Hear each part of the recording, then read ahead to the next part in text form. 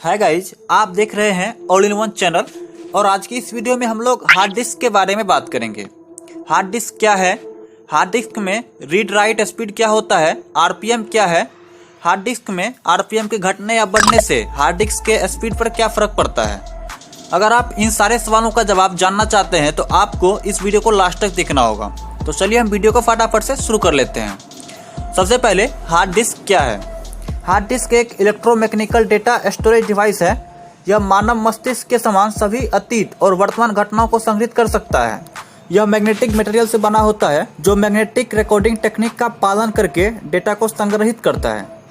इसे सेकेंडरी और अस्थायी डेटा स्टोरेज डिवाइस भी कहा जाता है। अब हम लोग हार्ड डिस्क के डेफिनेशन को जान चुके हैं। अब हम इसके इतिहास को एक नज़र देख लेते हैं। उसके बाद read write speed, hard disk RPM वगैरह को जानेंगे। हार्ड डिस्क सबसे पहले 13 सितंबर 1956 में बनकर तैयार हुआ था। इसे आईबीएम कंपनी में अमेरिकी आविष्कारक रेनॉल्ड बी जॉनसन ने बनाया था, जिसका स्टोरेज कैपेसिटी केवल और केवल 5 MB ही था।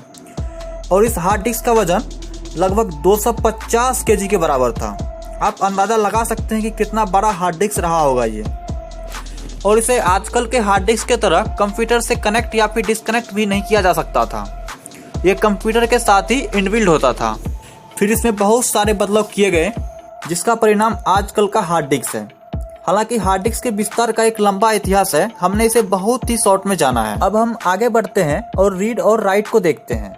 इसे मैं आपको बहुत ही आसान भाषा में समझाता हूँ। जिस तरह आप किसी मैटर को पेपर पे नोट करके पेपर संभाल के रख देते हैं, और जब आपको उस मैटर का ज़रूरत पड़ता है तो आप फिर से पेपर निकाल करके देख लेते हैं कि उस मैटर में क्या लिखा हुआ था। आपने बस एक बार उस पेपर पे नोट किया और आपको जितनी बार ज़रूरत पड़ता है आप फिर से उस पेपर को निकालते हैं और देख लेते हैं कि आपने उस पेपर में क्या नोट करके रखा है। इसी तरीके से जब आप हार्ड डिस्क में कुछ भी सेव करते हैं तो ये राइट करना कहलाता है। और आप सेव करने के बाद जब भी उस फाइल को ओपन करते हैं तो वो आपका रीड करना कहलाएगा। अब तक आपके अंदर जो भी रीड और राइट को लेकर कन्फ्यूजन होगा वो सब दूर हो गया होगा।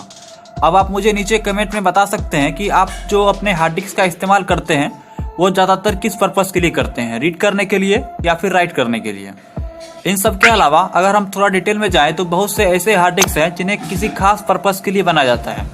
या तो उसका रीड स्पीड हाई होता है या फिर उसका राइट स्पीड हाई होता है। उदाहरण के लिए आपने सीसीटीवी कैमरा को देखा होगा। उसमें जो हार्ड डिस्क रहता है उसमें ज़्यादातर काम राइट करने का होता है, क्योंकि कैमरा में हर हमेशा कुछ न कुछ रिकॉर्ड होते रहता है और फाइल सेव होते रहता है। और सीसीटीवी कैमरा से रीड करने का काम बहुत ही कम पड़ता है। जब भी कोई ज़रूरत पड़ता है उसके बाद ही हम किसी फाइल को रीड करते हैं उसमें से, वरना हमेशा ही उसमें राइट होते रहता है। खैर, इन सब टॉपिक पे हम एक अलग वीडियो में बात करेंगे।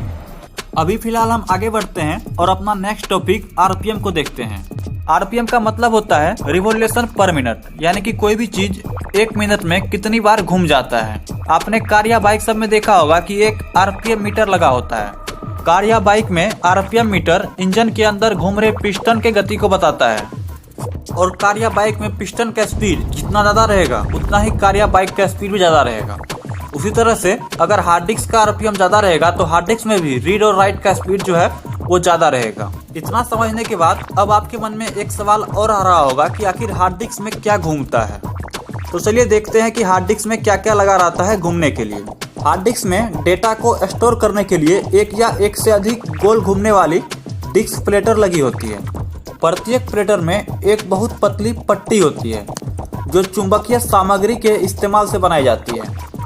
इन प्लेटर्स में कई सारे ट्रैक और सेक्टर्स मौजूद रहते हैं और यह स्पिंडल के माध्यम से घूमते हैं। जब प्लेटर घूमना शुरू करता है तो हार्ड डिस्क में लगा एक रीड राइट आर्म इसके ऊपर दाएं से बाएं खिसकता है। इसका काम प्लेटर से डाटा पढ़ना और डाटा लिखना होता है। जितनी स्पीड से स्पिंडल प्लेटर को घुमाएगा हार्ड डिस्क में उतना ही तेजी से स्टोर होगा। इसी घूमने को आरपीएम में मापा जाता है। अगर आपको सही से समझ नहीं आया है तो डोंट वरी, अब मैं आपको और ही आसान भाषा में समझा रहा हूँ। आपने घड़ी को देखा होगा, घड़ी में 3 सुई रहता है, एक मिनट वाला, एक घंटा वाला और एक सेकंड वाला। अभी हम समझने के लिए घंटा और मिनट वाले सुई को निकाल देते हैं। अब हमारे पास बचता है एक घड़ी और एक सेकंड वाला सुई।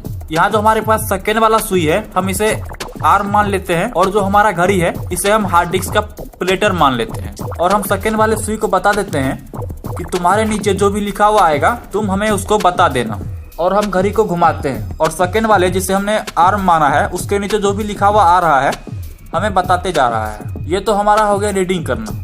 अब अगर हमें कुछ लिखना होगा तो हम वापस से सेकंड वाले सुई को बोलेंगे, जहाँ पे तुम्हें खाली जगह मिलेगा वहाँ पे तुम्हें ये चीज़ लिख देना है। तो हमारा सेकंड वाला सुई जैसे ही हम अपने घड़ी को घुमाएंगे उसमें लिख देगा, और हम उस घड़ी को जितने स्पीड में घुमाएंगे उतना ही स्पीड में हमारा सेकंड वाला सुई अपना काम करते जाएगा। बस यही काम होता है हार्ड डिस्क में। हार्ड डिस्क का प्लेटर जितना ज़्यादा फास्ट घूमता है और प्लेटर्स के ऊपर जो आर्म लगा हुआ होता है उतना ही फास्ट में अपना काम करता है, जो भी हम उसे करने का इंस्ट्रक्शन देते हैं।